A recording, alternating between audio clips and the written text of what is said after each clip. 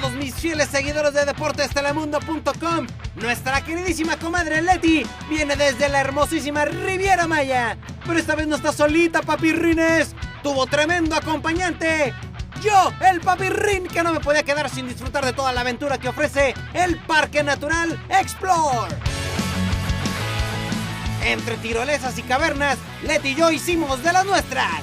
Tengo el control de la comadre aquí en mi mano, ¿eh? No eres el primero. Yo te digo, busca. No eres el primero. Obviamente no pueden faltar los invitados de honor en nuestro programa. Desde su gimnasio y antes de entrenar, tuvimos al pitbull de la UFC, Thiago Alves, en un fuera de ritmo como ningún otro. Nos mostró cosas muy interesantes. ¡Uy! Japanese, simple for love, you know what I mean? So I'm a lover looking for the real love, you know, all the good stuff. Y para cerrar con broche de oro, continuamos con el duelo de mamazas. No una, sino dos, tómala. Ustedes votaron por su favorita y aquí se las tenemos.